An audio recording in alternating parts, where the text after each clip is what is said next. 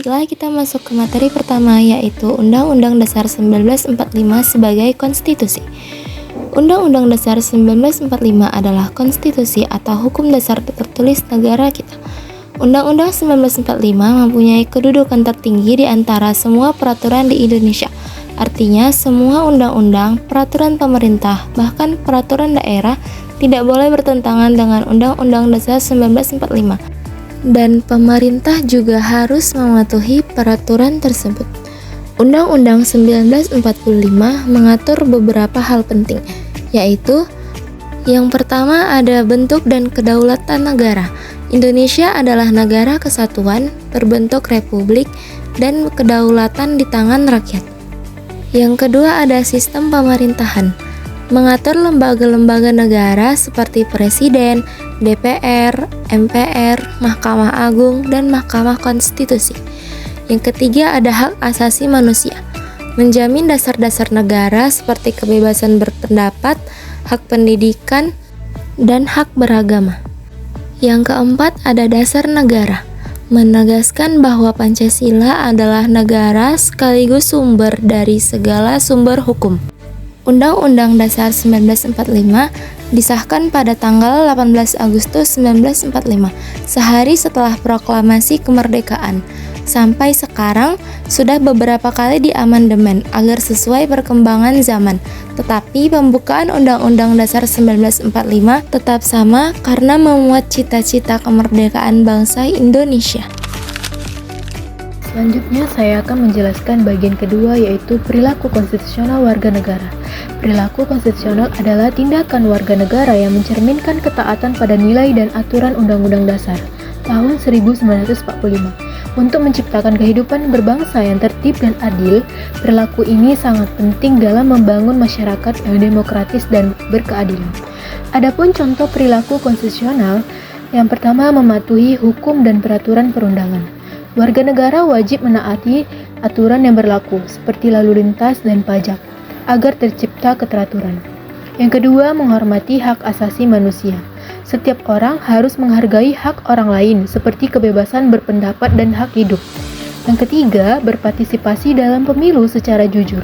Ikut memilih dengan benar tanpa melakukan kecurangan adalah bentuk tanggung jawab demokrasi.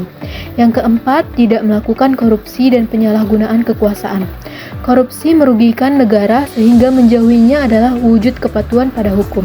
Manfaat perilaku konstitusional adalah menciptakan kehidupan berbangsa yang tertib dan adil, meningkatkan kepercayaan masyarakat terhadap pemerintahan dan lembaga negara, membangun masyarakat yang demokratis dan berkeadilan, meningkatkan kesadaran hukum dan partisipasi masyarakat dalam proses demokrasi.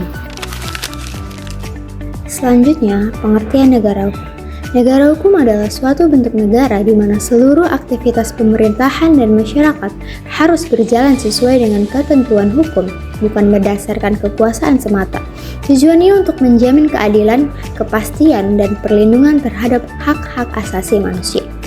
Adapun dasar di Indonesia, Pasal 1 Ayat 3 Undang-Undang Dasar 1945 menyatakan bahwa negara Indonesia adalah negara hukum. Nah, adapun tujuan negara hukum. 1. Menjamin keadilan. Negara hukum berusaha menciptakan keadilan bagi seluruh warga negara tanpa memandang status ataupun kedudukan. Semua orang memiliki kedudukan yang sama di hadapan hukum. Yang kedua ada memberikan kepastian hukum. Tujuan ini memastikan setiap tindakan pemerintah maupun masyarakat memiliki dasar aturan yang jelas, sehingga tidak menimbulkan ketidakpastian. Yang ketiga ada melindungi hak asasi manusia. Negara hukum bertanggung jawab menjaga hak dasar setiap individu seperti hak hidup, kebebasan, dan rasa aman. Yang keempat ada mengendalikan kekuasaan. Kekuasaan negara tidak boleh dijalankan sewenang-wenang. Setiap lembaga negara harus bekerja sesuai batas kewenangan yang ditentukan undang-undang. Dan yang terakhir ada mewujudkan ketertiban dan kesejahteraan. Negara hukum menciptakan tatanan masyarakat yang tertib sehingga mendukung kesejahteraan bersama. Selanjutnya adalah konsep negara hukum. Konsep negara hukum atau rule of law adalah suatu konsep yang menekankan pentingnya hukum sebagai landasan utama dalam mengatur kehidupan masyarakat, pemerintah, dan negara.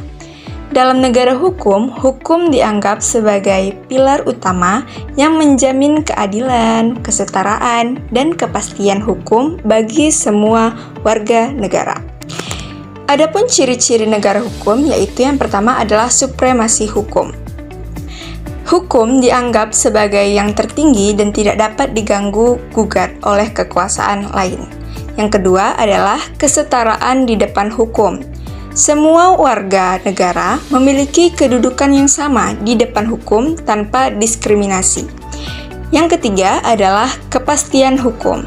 Hukum harus jelas, pasti, dan dapat diprediksi, sehingga warga negara dapat memahami hak dan kewajibannya. Yang keempat adalah pemisahan kekuasaan.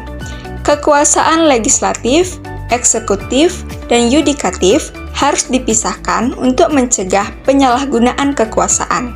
Dan yang kelima adalah pengawasan dan kontrol. Ada mekanisme pengawasan dan kontrol yang efektif untuk memastikan bahwa kekuasaan tidak disalahgunakan. Makna Indonesia sebagai negara hukum.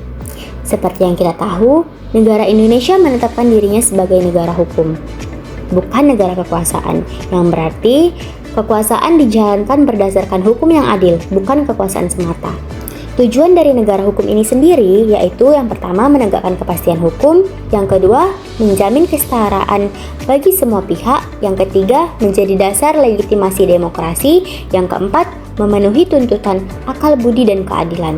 Selanjutnya ada unsur-unsur negara hukum di Indonesia. Yang pertama menghormati HAM dan martabat manusia, yaitu hak hidup, kebebasan, dan keadilan.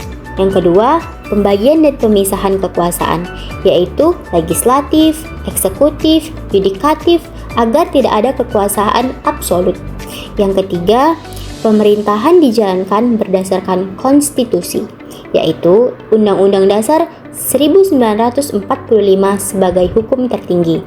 Yang keempat, adanya peradilan administrasi, yaitu sarana rakyat menggugat pemerintah jika melanggar hukum. Selanjutnya, prinsip-prinsip penting atau prinsip utamanya. Yang pertama, tidak ada kebebasan mutlak. Rakyat, pemerintah, dan lembaga negara sama-sama dibatasi hukum. Hukum di sini mengatur dua arah. Yang pertama rakyat, agar bertindak sesuai warga negara yang baik dan taat hukum.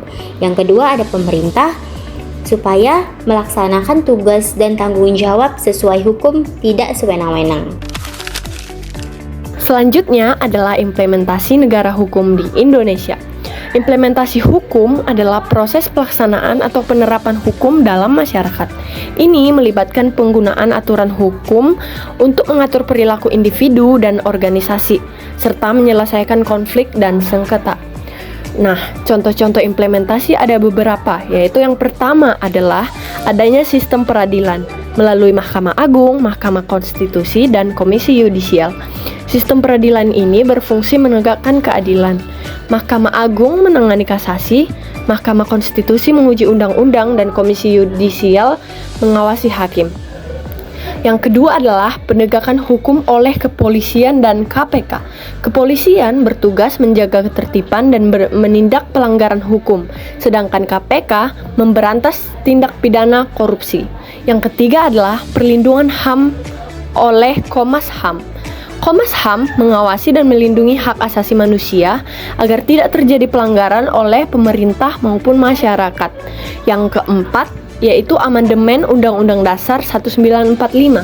Untuk memperkuat demokrasi, amandemen dilakukan agar undang-undang sesuai perkembangan zaman dan menjamin hak-hak warga negara.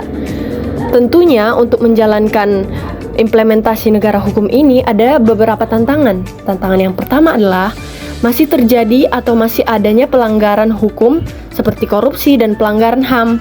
Korupsi dan pelanggaran HAM masih sering terjadi, menunjukkan penegakan hukum belum optimal. Nah, selanjutnya yaitu tantangannya lemahnya penegakan hukum dalam beberapa kasus.